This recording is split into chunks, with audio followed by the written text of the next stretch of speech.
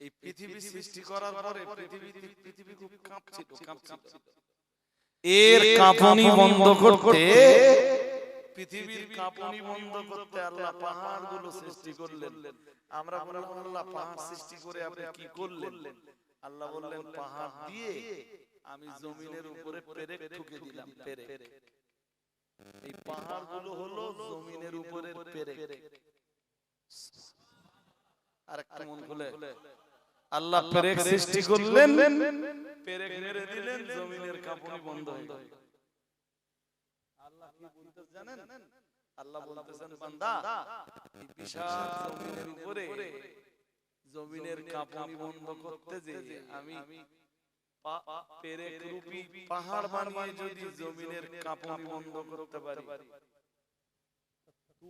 তোর মরে যাবা, পচে যাবা, গলে যাবা, দেহটা আমি আল্লাহ মাটির ভিতর থেকে বার করতে পারবো না?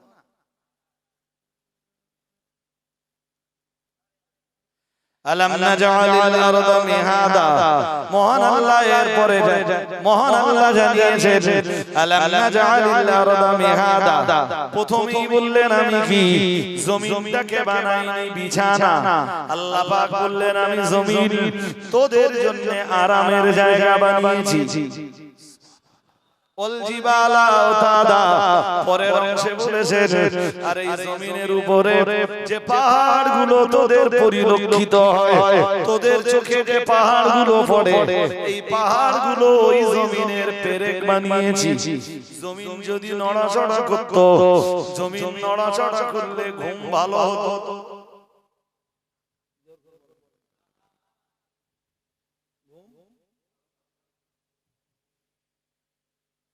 এই যে বিজ্ঞান আছে না, বিজ্ঞান ট্রাই করছে শুধু এই যে চাঁদে মানুষ পাঠিয়ে মানুষ বসবাস করানো যায় কিনা, কিন্তু আল্লাহ বলেছেন জমিন হলো মানুষের জন্য দোলনা। ওই যে বাচ্চারা দোল খায়, মানে বাচ্চাদের জন্য দোলনাটা যেমন আরামের জায়গা, এই পৃথিবীর মানব মণ্ডলীর জন্য আমার জমিন হলো ঠিক ওই রকম আরামের জায়গা। এবার বিজ্ঞান গবেষণা করে বার করুক, যদি চাঁদের চাইতে বেশি আরামের জায়গা হয় তো বিজ্ঞান তখন চাঁদের উপরে।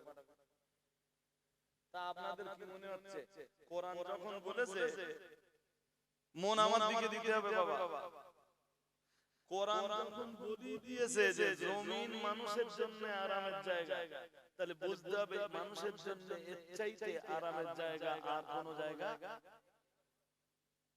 বিজ্ঞান এবার যতবারে গবেষণা করুক, আল্লাহ পাক জানিয়ে দিয়েছেন আলাম নাজআলিল আরদা মিহাদা, জমিনকে আমি আল্লাহ কি দোলনা বানাইনি।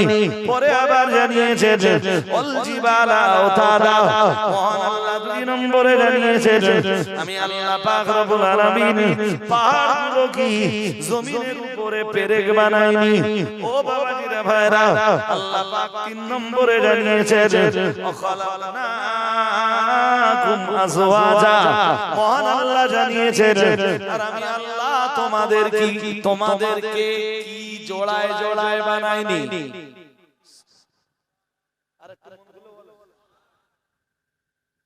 আমাদের সৃষ্টি করেছেন কি জোড় না বেজোড়?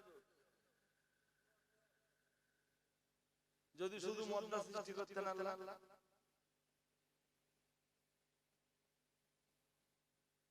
কিছু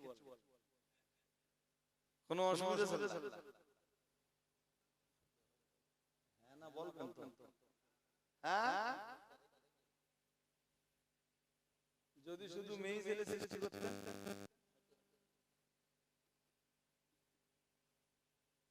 কিছু অসুবিধা বলেন? চাচা বুঝতে পারছেন শুধু অসুবিধা। আপনি বেলা 1:30 পর্যন্ত কাজ কাম করে হয় বাঁশ কাটা, নইলে গাছ কাটা, নইলে জল ধরে, নইলে মাঠ ঘাটে, নইলে কলকারখানায় কাজ কাম করে এসে দেখতেছেন বাড়ির গিন্নি রান্না বান্না করে পুরো রেডি। আলহামদুলিল্লাহ।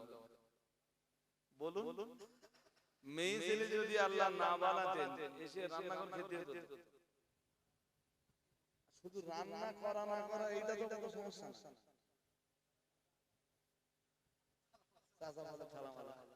আচ্ছা ধরেন রান্নাও কেউ করে রেখেছে, থালাও কেউ মেজে রেখেছে, আর কোনো সমস্যা নেই।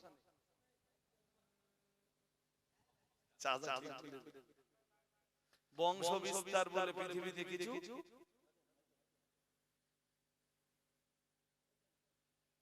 স্বামী আর স্ত্রীর ভিতরে যে ভালোবাসাপূর্ণ সম্পর্ক, এই ভালোবাসাপূর্ণ সম্পর্ক কখনো তৈরি, স্বামী স্ত্রীর ভালোবাসা শুধু যৌবন কেন্দ্রিক ভালোবাসা না বল, এটা এটা জান্নাতি মোহাব্বত। আর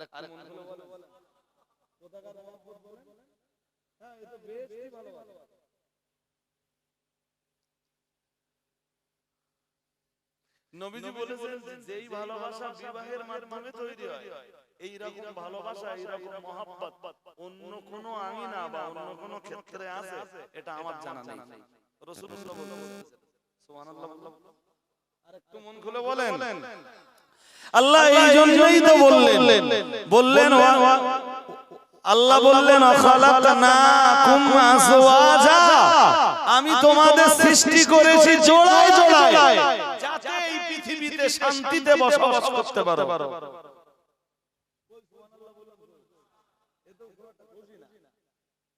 আমি জমিন বানিয়েছি আরামের জায়গায়, ওই জমিন যাতে কাপাকাপি না করে, তোমাদের কষ্ট না দেয়, জমিনের উপরে মেরে দিয়েছি তেরে। এরপরে আরো শান্তির জন্য, এই পৃথিবীতে আরো শান্তির জন্য আমি বানিয়েছি তোমাদেরকে জোড়ায় জোড়ায়। আরেকটা মনগুলো বলেন, এরপরে আল্লাহ কি বলতেছেন জানেন? ওই আগে সূরা, কোন সূরা বলেন তো, মনে আছে? সূরা নাবা। এরপরে বলতেছেন ওয়াজআলনা নাওমাকুম সুবাতা।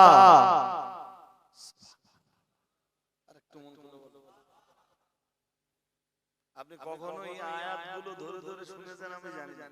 আল্লাহ বলেন আর আমি জানো তোমাদের এই যে ঘুম, নাওম মানে ঘুম, তোমাদের এই ঘুমকে বানিয়েছি সুবাতা।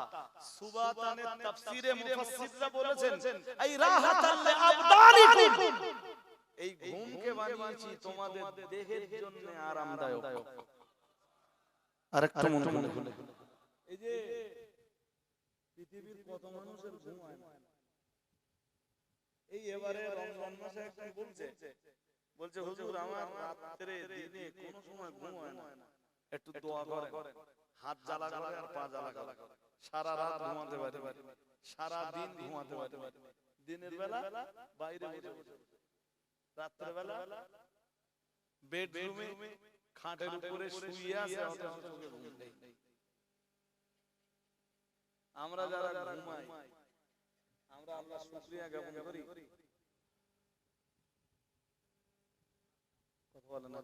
রাসূল যখন ঘুমাতে যেতেন, রাসূলুল্লাহ তখন দোয়া পড়তেন, আর যখন ঘুম ছেড়ে উঠতেন আল্লাহ পাকের নবী যেই না ঘুম ছেড়ে উঠতেন সঙ্গে সঙ্গে আল্লাহর প্রশংসা করতেন, পড়তেন আলহামদুলিল্লাহিল্লাযী আহয়ানা বা'দা মা আমাতানা ওয়া ইলাইহিন নুশুর। প্রিয় নবী মুহাম্মদুর রাসূলুল্লাহ সাল্লাল্লাহু আলাইহি ওয়াসাল্লাম যেই না ঘুম ভেঙে যেত সঙ্গে সঙ্গে রাসূলুল্লাহ আল্লাহর প্রশংসা করতেন, আলহামদুলিল্লাহ तमाम প্রশংসা আমার সেই আল্লাহর আল্লাযী আহয়ানা বা'দা মা আমাতানা, যিনি আমাকে মেরে ফেলবার পরে আবার আমাকে জাগ্রত করেছেন। রাতের বেলায় আমি ঘুমিয়েছিলাম মানে আমি মরে গিয়েছিলাম।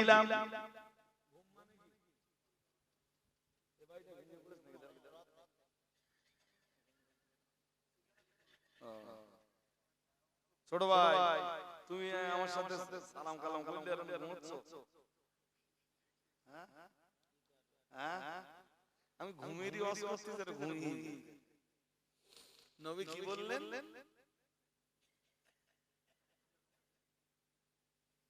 ঘুম ছেড়ে যেই উঠতেন নবী সঙ্গে সঙ্গে কি করতেন? আল্লাহর প্রশংসা করতেন, বলতেন সেই আল্লাহর প্রশংসা যিনি রাতে আমায় মেরে ফেলেছিলেন, তারপরে আবার কি করেছেন? আমাকে জীবন দান করেছেন। আরেকটা মন খুলে আপনারা কিছু না পারলেন এই পুরো দোয়াটা যদি না পড়তে পারেন, ঘুম থেকে উঠেই পড়বেন আলহামদুলিল্লাহ। সবাই বলেন, কি বলবেন? বুখারীর হাদিসে কি আসছে জানেন? এসব কথা বলবার জন্য, শুনবার জন্য উভয় ক্ষেত্রেই ধৈর্য দরকার। বুখারীর হাদিসে আসছে মানুষ শুয়ে পড়লে শয়তান মাথার কাছে তিনটা গিরা লাগে। কয়টা গিরা? গিরা বুঝেন? গিট গিট বুঝেন? তিনটা গিরা দেয়। কয়টা? আল্লাহর বান্দা বান্দি ঘুম ছেড়ে উঠে যেই পড়ে আলহামদুলিল্লাহ, প্রথম গিরা খুলে যায়। সুবহানাল্লাহ, ভালোভাবে বলেন। আরেকটু মন খুলে বলেন, প্রথম গিরা কখন খুলে? আলহামদুলিল্লাহ। দ্বিতীয় গিরা কখন খুলে জানেন? যখন ওযু করে। কিসের জন্য? কোন নামাজ? ফজরের নামাজ। সুবহানাল্লাহ। কয় গিরা? শয়তান গিরা মারে কয়? তিন। খুলেছে কয়টা? প্রথম গিরা খুলে কিসে? দ্বিতীয় গিরা খুলে কিসে? নবী এবার বলতেছেন তৃতীয় গিরা খুলে যখন বান্দা আল্লাহু আকবার বলে ফজরের নামাজে দাঁড়িয়ে যায়, তিন নম্বর গিরাটা খুলে যায়। নবীজি বলেন ফাসবাহা নাশীতান। আর এই তিনটে গিরা যে খুলে দিতে পারে, শয়তান যেই তিনটে গিরা মেরেছিল ও খুব প্রফুল্ল চিত্তে, আনন্দ চিত্তে ও সকালটা হয়। আরেকটা মন খুলে বলবেন। জি, গিরা কয় ছিল? তিন গিরা ছিল তো, তিনটেই খুলে গেছে। যেই বান্দা ঘুম ছেড়ে উঠে বিড়ির বান্ডেল খোঁজে, ঘুম ছেড়ে উঠে প্রথম কাজ কি? উঠেই ঘুম ছেড়ে উঠে বালিশের কাছে বিড়ি আছে না? ঘুম ছেড়ে উঠে খৈনি নেই? আরে জোরে জোরে বলো না, নেই? খৈনি খাবে, হাত ধুইনি বলো। তো ও জানে রাত্রে ওর হাত কোথায় ছিল? আমরা যখন ঘুমিয়ে পড়ি হাত কি করে আমরা জানি। এই জন্য রাসূল বলেছেন ঘুম ছেড়ে উঠলে হাতের কবজি পর্যন্ত, দু হাতের কবজি পর্যন্ত ধুয়ে ফেলো তিনবার। সুবহানাল্লাহ। আরেকটা মন করে বলো, যে কোনো জিনিস আপনি মনে করেন যে মেসওয়াক করবেন, তো মেসওয়াকটা নেওয়ার আগে আপনি কবজি পর্যন্ত ধুবেন কয়বার? এরপর মেসওয়াক করলেন, ঘুম ছেড়ে উঠেই প্রথম আলহামদুলিল্লাহ, তারপর হাত ধুয়ে নিলেন কয়বার? এবার মেসওয়াকটা নিলেন, মেসওয়াক করে নিলেন, ওযু করবেন, ওযু করলে দ্বিতীয় গিরা কেটে যাবে। আর যেই নামাজে দাঁড়াবেন শয়তান তিন নম্বরে যে গিরাটা মেরেছিল ওই গিরাটা খুলে যাবে। নবীজি বলেছেন যে বান্দা বান্দি এই তিন গিরা খুলে নিতে পারে, ফাসবাহা নাশীতান, সে নাশীত অবস্থায়, মানে আনন্দ উৎফুল্ল মনে তার সকালটা হয়, আর সারা দিন তার মন থাকে আনন্দে ভরা। সুবহানাল্লাহ বলেন।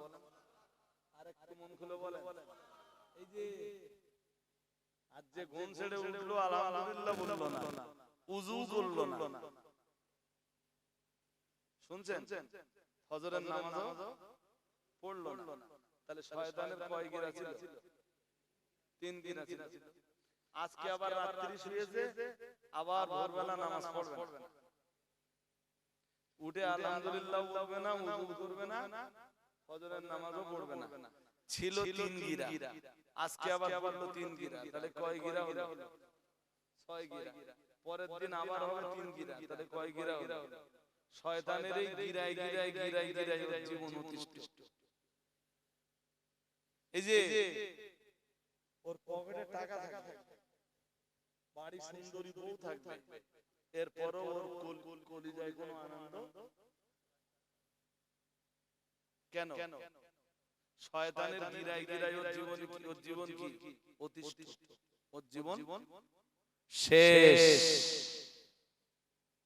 এই জন্য যুব বন্ধু যারা আছো দোস্ত, যাই করো, যদি ভোরবেলা উঠে আলহামদুলিল্লাহ না পড়ো, ওযু না করো, ফজরের নামাজ যদি না পড়ো, তাহলে কন্ডিশন কি হবে? শয়তানের গিরায় গিরায় গিরায় গিরায় তোমার জীবন, আমি এর চেয়ে ভালো হাজার জানি।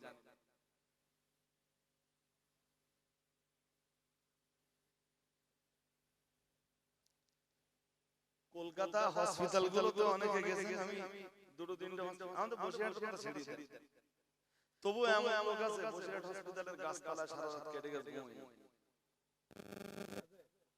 কলকাতা এনআরএস এ যাবে নীলরতন আমাদের সুবিধা, এদিক দিয়ে বাস ধরলে, এখান থেকে বাস ধরলে, ভেবিয়া থেকে বাস ধরলে বোধহয় এনআরএস এর একদম সামনে দিয়ে চলে যাবে, তাই তো? বা মালঞ্চ যে বাস ধরলে এনআরএস এর সামনে দিয়ে যায়। আমি এদিক দিয়েও গেছি এনআরএস, আর এদিকে ভ্যাবলা থেকে ট্রেন ধরলে শিয়ালদা নামিয়ে দিলে এনআরএস এ যাওয়া সহজ। তা আমি কলকাতার অনেকগুলো হসপিটাল ঘুরেছি, শুধু ঘুরেছি তাই না, অনেক রোগীকে নিয়ে আমার জীবনে যখন সময় ছিল সেই পিরিয়ডে আমার গ্রামের বলি, আত্মীয় স্বজন বলি, বহু রোগীকে নিয়ে আমি থেকেছি। রোগীদের সেবা শুশ্রূষা করা এটা সুন্নাতে নবাবী, ঠিক আছে? আমি এনআরএস এর রাত কাটিয়েছি, মেডিকেলের রাত কাটিয়েছি, আমি আরজি করে রাত কাটিয়েছি, পিজিতে কখনো রাত কাটাইনি। তবে এসব হসপিটালগুলো আমার কম বেশি যাওয়া আছে, এখন হয়তো যাওয়ার ইচ্ছা থাকলেও, কেউ হয়তো ভর্তি আছে যাওয়ার ইচ্ছা থাকলেও সব সময় সময় হয়ে ওঠে না, বাট একসময় রাত কাটিয়েছি। তো সেখানে কথা বলে তো দেখেছি এমন লোক আছে 6 মাস গাছতলায়, ঘুম ভালো হয়, ঘুম খুব ভালো হয়, কথা বল খুব ভালো ঘুম হয়, মশার কামড় নেই তো। তো বাড়িতে এই যে রাতের বেলা এত ভালো ঘুমালেন, যে আল্লাহ এই ভালো ঘুমটা দিয়েছেন, সকালবেলা সেই ঘুম ছেড়ে উঠে সেই আল্লাহর জন্য একটু প্রশংসা করতে ইচ্ছা হয় না?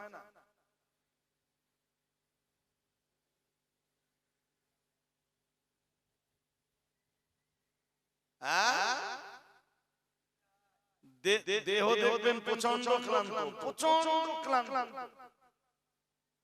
এত ক্লান্ত ভাষায় বলা যাবে না। 8 ঘন্টা ঘুমিয়ে নেবেন, 8 ঘন্টা ঘুমিয়ে দেখবেন শরীর অনেক কি অনেক, হ্যাঁ 2 দিন 3 দিন রাত জাগার পরে 8 ঘন্টা ঘুম না, কিচ্ছু না, এরপরেও দেখবেন ঘুম ছেড়ে উঠে একটু গা টলটলো ভাব, এরপরে এই টলমলো ভাবটা কেটে যাবার পরে দেখবেন শরীর অনেক চাঙ্গা। আলহামদুলিল্লাহ বলে আল্লাহ বলতেছেন ওয়াজআলনা নামাকুম সুবাতা আই রাহাতাল লিআবদানিকুম, মহান আল্লাহ জানিয়েছেন আর আমি আল্লাহ পাক রব্বুল আলামিন তোমাদের জন্য ঘুমকে বানিয়েছি তোমাদের দেহের জন্য আরামদায়ক রূপে।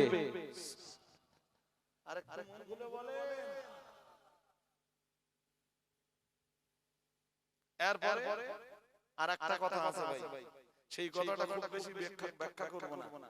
আল্লাহ এর পরের আয়াতে বলতেছেন ওয়াজআলনাল লাইলা লিবাসা, জানো আমি রাত বানিয়েছি কেন? আমি আল্লাহ রাত বানিয়েছি তোমাদের জন্য। রাত হলো একটা আবরণ, রাত একটা পর্দা। রাত কি? এই পর্দার ভিতরে অনেক কিছু করতে পারবে, গোপনে গোপনে আমার সাথে প্রেম বিনিময় করতে পারবে। রাত এজন্যই বানিয়েছি যাতে গোপনে গোপনে তুমি তোমার স্ত্রীর সাথে প্রেম বিনিময় করতে পারো। সুবহানাল্লাহ। আরেকটু মনে বলেন, রাতকে বানিয়েছি আবারণ সাতিরান। সুবহানাল্লাহ। আরেকটু মন খুলে বলো, কি চ্যাম্পিয়ন করে আল্লাহ বললেন, ও বান্দা মনে রাখো আমি আল্লাহ পাক রব্বুল আলামিন ঘুমকে বানিয়েছি যেমন তোমাদের জন্য, তোমাদের দেহের আরামদায়ক রূপে। আল্লাহ পাক রব্বুল আলামিন আবার জানিয়েছেন রাত বানিয়েছি। আল্লাহ পাক রব্বুল আলামিন বললেন ওয়াজআলাল লাইলা লিবাসা। আল্লাহ পাক রব্বুল আলামিন জানিয়েছেন রাতকে বানিয়েছি আবরণ রূপে। আল্লাহ পাক রব্বুল আলামিন আবার বললেন তবে বান্দা মনে রাখো আমি আল্লাহ পাক রব্বুল আলামিন বলছি ওয়াজআলান নাহারা মাআশা। আল্লাহ জানিয়েছেন আমি আল্লাহ পাক তোমাদের জন্য দিনটাকে বানিয়েছি তোমাদের জীবিকা, তোমাদের রুজি রুটি, তোমাদের জীবিকা অন্বেষণের সময় রূপে। রাতে আরাম ফরমাবা আর দিনের বেলায় হালাল রুজি রুটি অনুসন্ধান করবা। এই জন্য রাতও বানালাম, এই জন্য দিনও বানালাম। আরে সূরা আলে ইমরানের শুরুতে ওই যে 27 নম্বর আয়াত করেছিলাম তখন বুঝতেছিলেন না কি ওয়াজ করতেছে। আল্লাহ বলেন তুলিজুল লাইলা ফিন নাহারি। আল্লাহ পাক রব্বুল আলামিন বললেন আমি রাতটাকে দিনের ভিতরে ঢুকিয়ে দেই। আল্লাহ পাক রব্বুল আলামিন বললেন তুলিজুল লাইলা ফিন নাহারি ওয়া তুলিজুন নাহারা ফিল লাইল। আল্লাহ পাক রব্বুল আলামিন বললেন আবার দিনটাকে আমি আল্লাহই তো রাত বানাই। আরো আওয়াজ দিয়ে বলে আমি রাতকে দিন বানাই, দিনকে তোমাদের জন্য রাতেরও দরকার দিনেরও, রাতেরও দরকার দিনেরও আছে না নেই? ওইটাই তো আল্লাহ সূরা বনি ইসরাঈলের 12 নম্বর আয়াতে বলেছেন ওয়াজআলাল লাইলা ওয়ান নাহারা আয়াতাইন ফামাহাওনা আয়াতাল লাইল ওয়াজআলনা আয়াতান নাহারি মুবসিরাতাল লিতাবতাগু ফাদলাম মির রাব্বিকুম ওয়া লিতা'লামু আদাদাস সিনিনা ওয়াল হিসাব। সুবহানাল্লাহ। আরেকটু মন খুলে বলেন এই জন্য এই যে ছেলেরা যারা আছো, যুবক ছেলেরা যারা আছো দোস্ত, সারা রাত জেগে জেগে মোবাইল ঘেটে রাতটাকে নষ্ট করবা না। রাতের বেলা ঘুমাবা। রাত 2টো বাজে, যুবক ছেলে কোনো কাজ নাই তখন বাইরে ঘুরে বেড়াচ্ছে। তুমি জানো তোমার দেহের জন্য রাতের ঘুম কত দরকার? ঘুমানোর জন্য আল্লাহ কি বানিয়েছেন বলুন? রাত বানিয়েছেন। গোপন ইবাদতের জন্য রাত বানিয়েছেন। সুবহানাল্লাহ। আরেকটু মন খুলে বলো তুমি সারা রাত ধরে মোবাইল খেলা খেতে আর দিনের বেলা ঘুমাচ্ছ।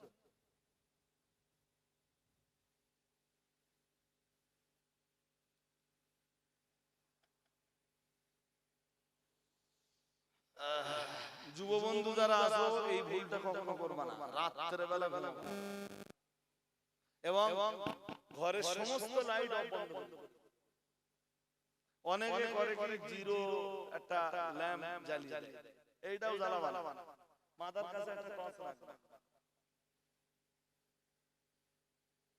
রাতের বেলা ঘুমালে এই রাতের ঘুমের ভিতর দিয়ে আল্লাহ দেহের ভিতরে বহু কিছু দান করে, যেইগুলো পরবর্তীকালে তোমার দেহকে সুস্থ থাকবার জন্য সাহায্য করে।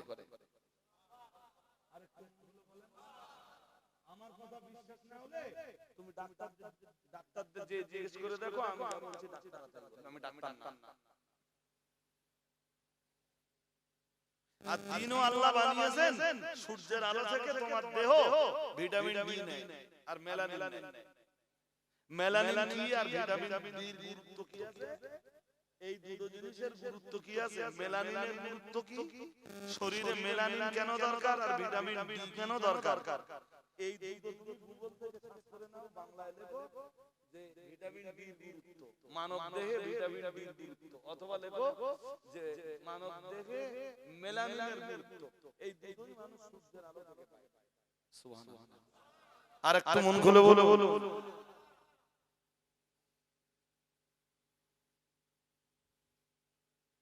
এই যে প্রকৃতি আল্লাহ সৃষ্টি করেছে না, প্রকৃতি, এই প্রকৃতি আল্লাহ মানুষের ক্ষতির জন্য সৃষ্টি করেছে। বাড়ি এসি থাকলেও এসি রুমে একটু কম থাকবে। অল টাইম যারা এসি থাকে না, ওদের দেহের একদিন সহন ক্ষমতা কমে যায়। আমি বোঝাতে পারছি না, ওদের দেহের সহন ক্ষমতা একসময় কি হয়, হ্যাঁ কমে যাবে না। সব সময় এসিতে পড়ে রয়েছে, তো ওদের দেহের সহন ক্ষমতা, প্রকৃতি বলে বাইরে একটা কিছু আছে তো, হ্যাঁ না বলে না, হ্যাঁ। আমার রুমে এসি আছে, কিন্তু আমি এসি চালাই খুব কম, 5 মিনিট 7 মিনিট 10 মিনিট চালিয়ে চালাই। কোনদিন চালাই যখন খুব গরম পড়ে, একটু 5 মিনিট চালালাম, 7 মিনিট 10 মিনিট চালালাম, টাইমার বেঁধে দিলাম, ও আপনি বন্ধ হয়ে যাবে। এবার পাখা চালিয়ে দিলাম, ঘর ঠান্ডা হয়ে গেল, সারা রাত খেতে।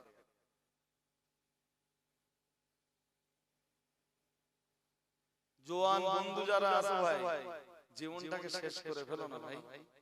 আমি তোমাদের এখানে ক্ষতি করতে আসি, চলো হজ হয়ে গেছে, হজ করা শেষ। তুলিজু আল-লাইলা ফিন-নাহারি ওয়া তুলিজু আন-নাহারা ফিল-লাইলি। আল্লাহ পাক রব্বুল আলামিন, ও রব্বুল আলামিন, আপনি তো রাতকে দিন বানান, দিনকে রাত বানান।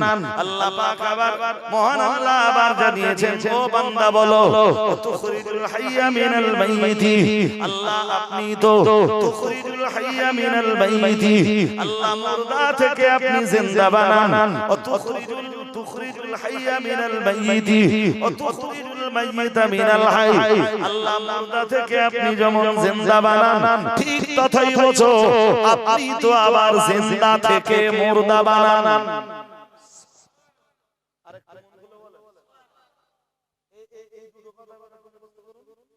আল্লাহ আপনি জিন্দা থেকে মুর্দা থেকে জিন্দা বানান, মুর্দা থেকে জিন্দা বানান, আবার আপনি জিন্দা থেকে। এই কথা সত্যি না মিথ্যা? এর ব্যাখ্যা জানেন কি? জানো অনেকগুলো ব্যাখ্যা আছে তাফসীরে কাবি। অনেকে বলে আমি বলতে পারবো, খুব বলতে পারবো, বাট কখনো কখনো এই মানুষকে দেখিয়ে বলি কেন জানেন, যাতে মানুষের ভিতরে বিশ্বাসের দৃঢ়তা তৈরি হয়, অর্থাৎ মানুষের ভিতরে তৈরি হয় এক প্রকারের গাঢ় থেকে অতি গাঢ় প্রগাঢ় বিশ্বাস। এই জন্য মানুষকে আমি কবি দেখিয়ে বলি, তাতে মানুষ মনে করে যে রাজওয়াল সাহেব দেখে এই তাফসীরে কাবি। ইমাম ফখরুদ্দীন রাজি লিখেছেন, এটা একটা মুদ্দাতুন।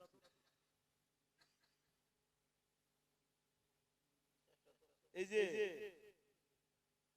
এখনের বাংলাকেও তৈরি করতে পারে ইমাম ফখরুদ্দীন রাজি এই আয়াতের ব্যাখ্যায়, যে আল্লাহ আপনি মুর্দা থেকে জিন্দা বানান, আবার জিন্দা থেকে আপনি মুর্দা বানান।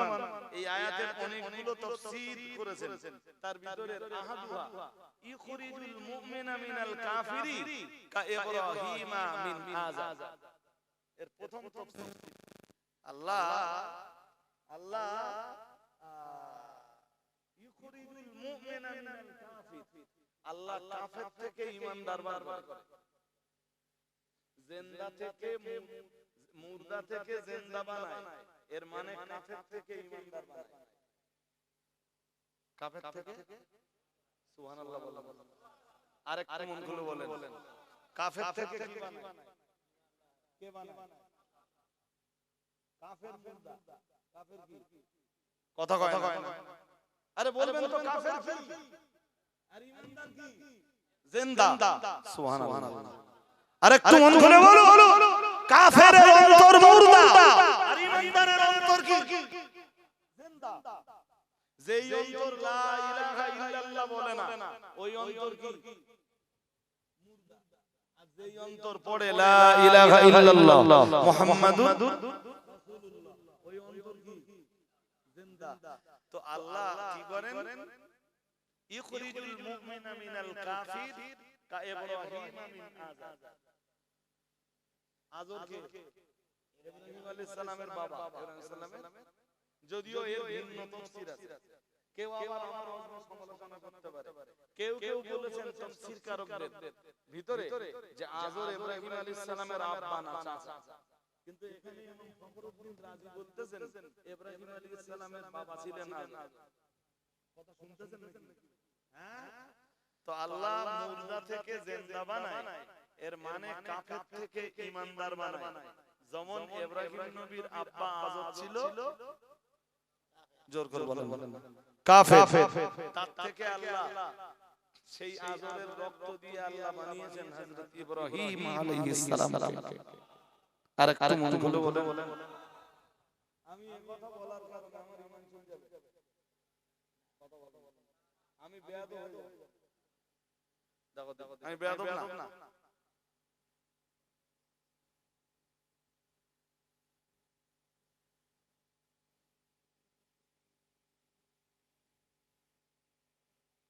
আমার কি আদব জ্ঞান সত্যি আছে? কই আছে? আমি বলছি ইব্রাহিম আলাইহিস সালামকে আল্লাহ বার করেছেন আযর থেকে।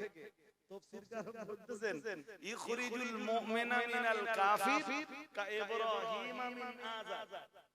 আমি বলছি না, ইমাম ফখরুদ্দীন রাজি বলতেছেন। এই কথা বলার কারণে আমি যদি বেয়াদব হই, তাহলে ওই বেয়াদবের দলে কে বলবে? ইমাম ফখরুদ্দীন।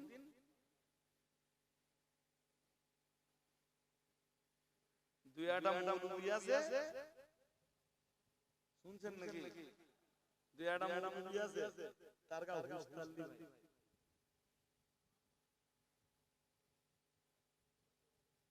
হ্যাঁ,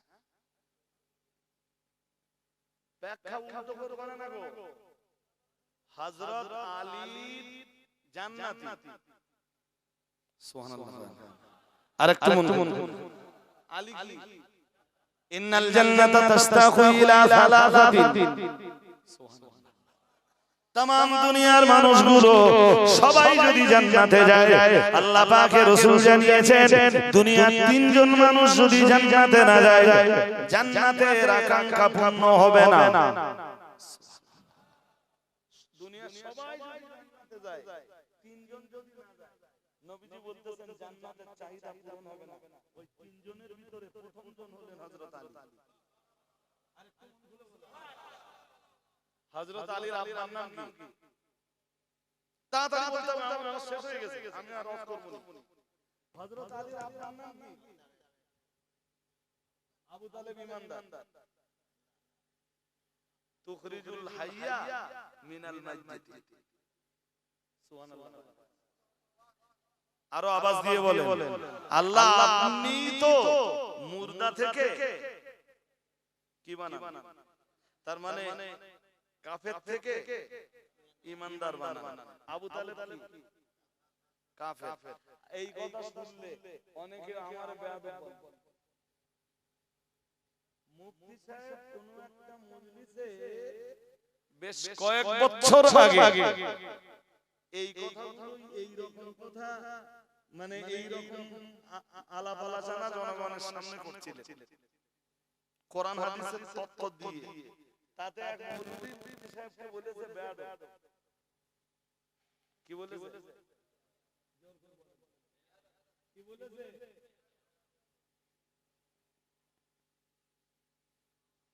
মুফতি সাহেব যদি বেয়াদব হয়, তাহলে এই কোরআনের তাফসীর যারা করেছে এদের উপরে এই মৌলভী কি ফতোয়া দেবে?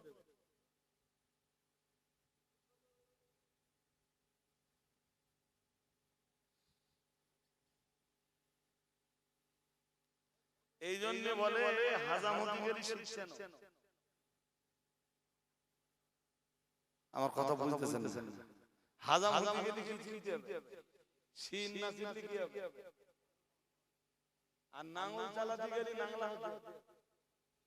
নাঙ্গল চালাতে গেলে তুমি যদি আনাংলা হও, আর তোমার হাতে যদি নাঙ্গলের মুঠে ধরে দেওয়া হয়, তুমি গরুর ঠ্যাঙে লাগালে। এই মৌলভী ঠিক গরুর ঠ্যাঙে লাগাচ্ছে। এই যে আরেকবার লাস্ট, আমি আর বক্তব্য মারবো না। জি, ইমাম ফখরুদ্দীন রাজি মনে মুখস্থ করুন।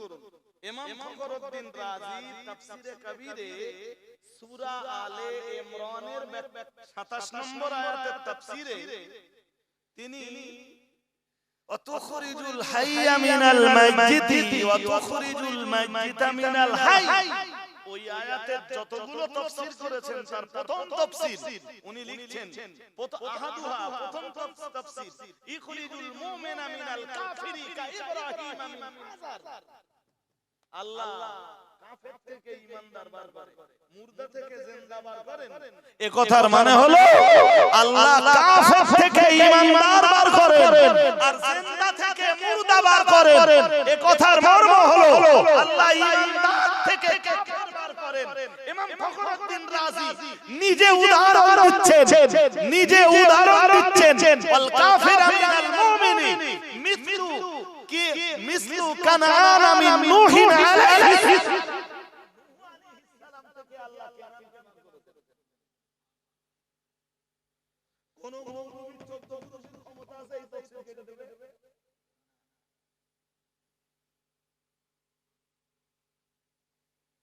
নূহ আলাইহিস সালাম ঈমানদার শুধু না, পৃথিবীর শ্রেষ্ঠ সারির ঈমানদার।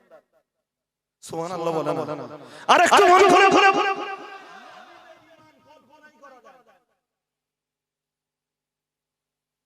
তারা আল্লাহর শ্রেষ্ঠ বান্দা।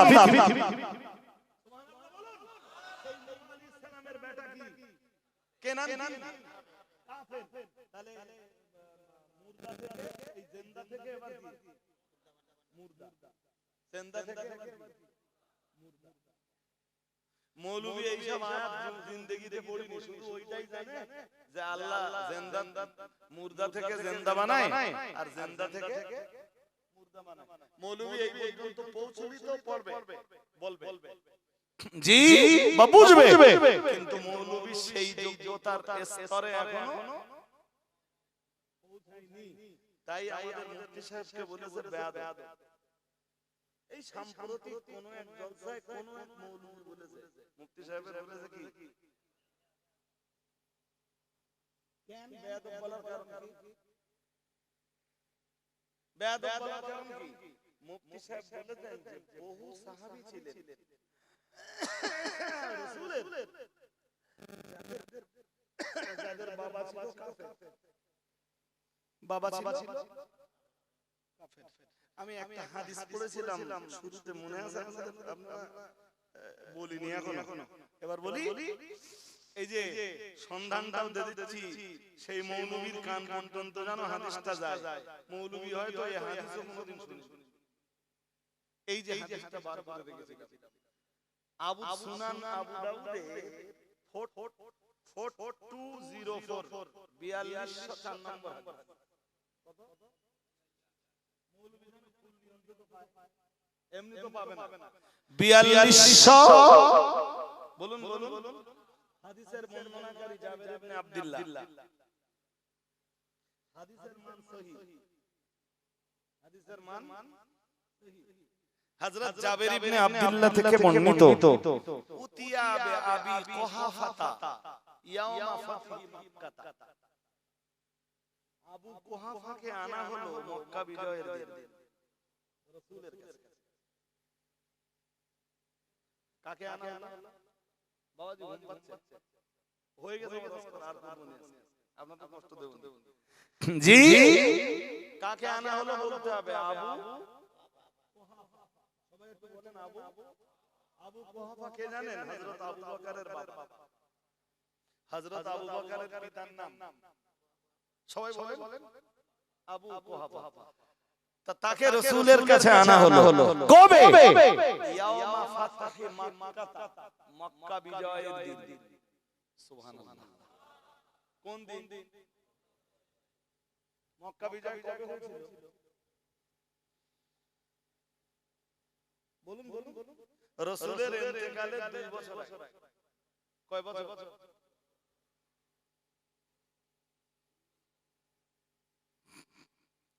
আল্লাহ পাকের নবী সাহাবী হযরত আবু বকর রাদিয়াল্লাহু তাআলা আনহু রাব্বা জান, ওনার নাম ছিল আবু কুহাফা। ও বাবাজিরা ভাইরা, হযরত আবু কুহাফাকে মক্কা বিজয়ের দিনে রাসূলুল্লাহর দরবারে হাজির করা হলো। হাদিস শরীফ বিবরণ দিয়েছে হযরত জাবির ইবনে আব্দুল্লাহ রাদিয়াল্লাহু তাআলা আনহুর বর্ণনা। তিনি বলেন রাসূলু ওয়া লিহিয়াতুহু কাসাগামাতি বায়াদ। হযরত আবু কুহাফাকে যখন রাসূলের দরবারে মক্কা বিজয়ের দিন আনা হলো, তখন ওনার চুল দাড়ি সব সাদা। তখন উনি নন মুসলিম। তখন আবু বকর মুসলমান তো কথা বলে না। আবু বকর তখন কি হযরত আবু বকর ইসলাম কবুল করেছেন মক্কা বিজয়ের আগে না পরে? শুধু আগে না, অনেক আগে। সুবহানাল্লাহ বলতে পারেন না? আর আওয়াজ দিয়ে বলুন, প্রথম দিকে যারা ইসলাম কবুল করেছেন বয়স্কদের ভিতরে সর্বপ্রথম যিনি ইসলাম কবুল করেছেন তিনি হযরত আবু বকর। আবু বকরের আব্বা ইসলাম কবুল করতেছেন মক্কা বিজয়ের দিন। রাসূলের কাছে তাকে আনা হলো, তার চুল দাড়ি সব ওই দিন তিনি কালেমা পড়ে মুসলমান হলেন। সুবহানাল্লাহ বলে আর একটু মন খুলে বলে আবু বকরের ইসলাম আগে না আবু বকরের আব্বার ইসলাম আগে? আবার বুঝে বলুন, আবু বকরের ইসলাম আগে না আবু বকরের আব্বার ইসলাম আগে? হযরত আবু বকর রাদিয়াল্লাহু তাআলা আনহুর ইসলাম আগে, শুধু না অনেক আগে। উনি ইসলাম গ্রহণের ব্যাপারে প্রথম সারি।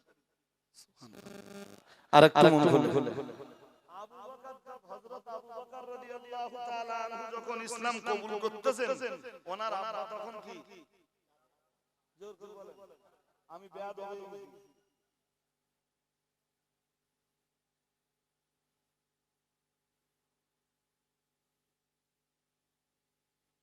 আমি বেয়াদব হয়ে গেছি। এই জোর করে বলো না কেন? আমি বেয়াদব হয়ে গেছি। আমি যদি বেয়াদব হয়ে যাই, এই হাদিস যে সব মুহাদ্দিসরা এনেছেন হাদিসের কিতাবে, মৌলভী তাদের এগেইনস্টে কি ফতোয়া দেবে?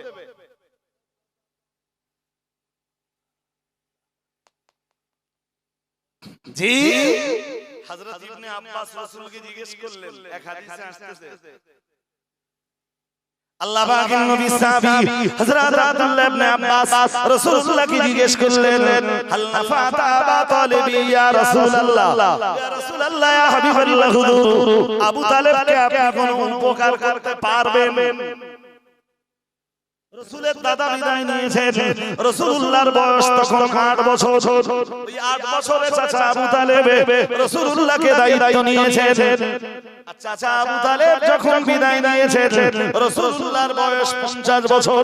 দীর্ঘ 42টা বছর রাসূলের চাচা আবু তালেব বিশ্বনবীর অভিভাবক। কত বছর?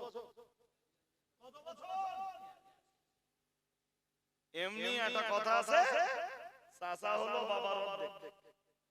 চাচা আর আবু তালেব রাসূলের জন্য তার চেয়ে অনেক বেশি। বাবা মরে গেলে সচরাচর এতিম ছেলেটাকে দেখে চাচা। যদি চাচার ন্যূনতম সেন্স থাকে, রাইট, বুদ্ধি যদি থাকে, আমার ভাই মরে গেছে, আমার ভাতিজা, ও আমার কাছে থাক, ও সময় সম্পদ বিষয় আছে সব আমার কাছে থাক, সময় হলে বুঝে দেবে। তাই তো? হ্যাঁ না বলেন। আর কিছু শয়তানও আছে যারা ভাবে আমার কাছে থাক আর আমি নিজে বেটে এরকম মানসিকতা, নীচহীন নোংরা মানসিকতার কিছু লোক, যাক ছাড়ুন, সব কথা বলতে যাচ্ছি না।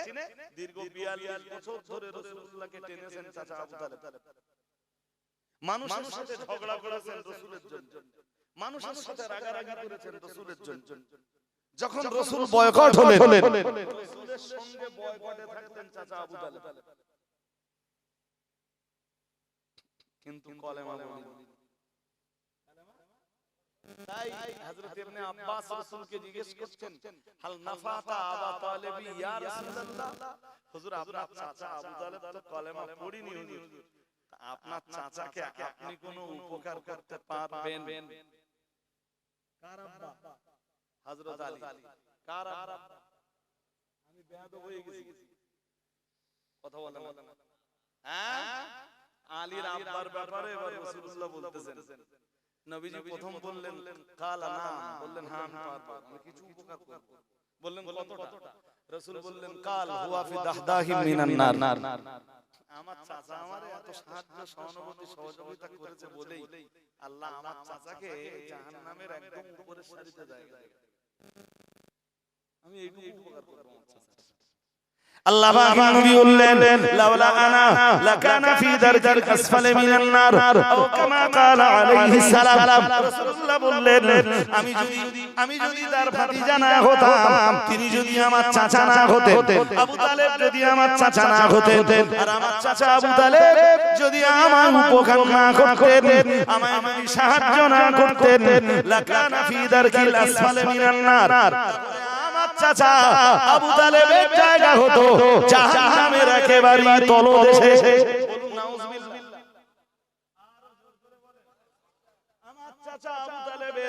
আমার চাচা আবু তালেব যেহেতু আমার সাহায্য করেছেন, সহযোগিতা করেছেন, তাই আমার চাচা আবু তালেবকে জাহান্নামের একেবারে উপরের সারিতে রাখবেন।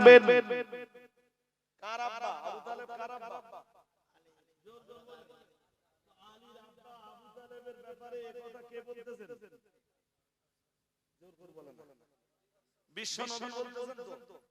বিশ্বনবী বলতেছেন তো কার আব্বা, মানে আবু তালেব কার আব্বা বা কার আব্বার ব্যাপারে রাসূলের বক্তব্য। এখন কোন মাওলানা যদি বলে যে হযরত আলীর আব্বা আবু তালেব কাফের ছিলেন, সে যদি বেয়াদব হবে, এই হাদিস তো রাসূলুল্লাহ মৌলবী রাসূলের এই হাদিসের এগেইনস্টে কি কথা হবে? ওই মৌলবীকে আমি কিয়ামত পর্যন্ত সময় দেব।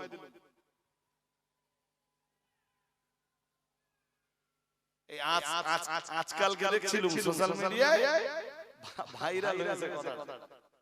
জি, এক মৌলবী মুফতি সাহেবের এক বক্তব্যকে কেন্দ্র করে মুফতি সাহেবকে বলেছে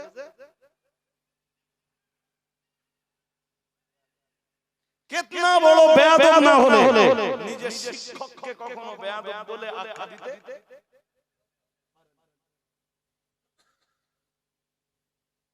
কাঁঠাল যত বড় হোক ওটার কাছে কি? আরে বাবা, কাঁঠালের গোটা বড় না কাঁঠাল বড়? ওটা ছোট। ওটা যদি বলে আমি গাছের সাথে থাকব না,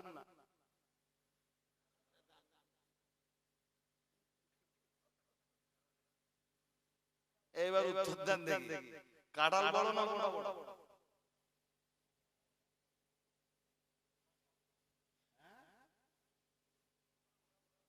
কাঁঠাল বড়, দেখতে বড়, বাট কাঁঠালের চেয়ে দাম বেশি কার?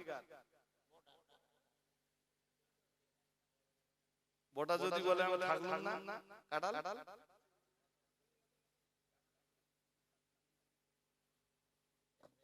বোটার মূল্যায়ন আর নইলে পরিণতি মোটেই দুই এক পাতা লেখাপড়া শিখে যোগ্যতা এসব খুলাবে না। আর আমি ব্যাখ্যা দিলে আর আমি খুললে ভাই কোরআন হাদিসের একটা দুটো না গো, এত বেশি দলিল দেব যেসব মুলসাব ঢেকে যাবে ইনশাআল্লাহ।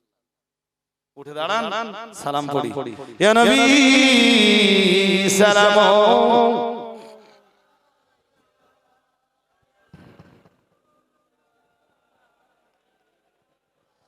ইয়া হাবিবি সালাম আলাইকা।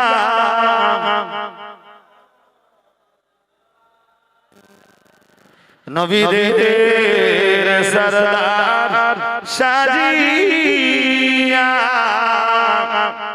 আসিলেন ধরায় এ নামিয়া, শোনালেন কোরআনের বাণী, আমিনার নয়নের মণি।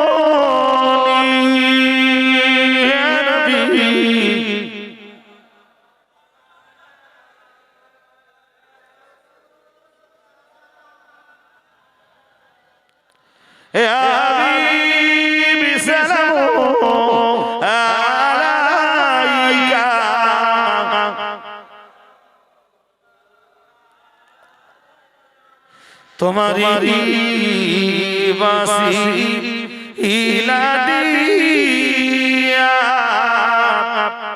কাদিরেন আদাম ও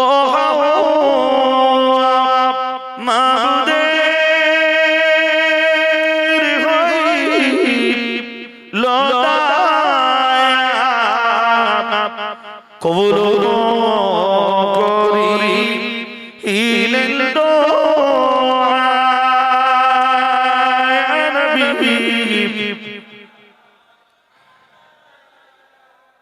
ইয়া রাসূল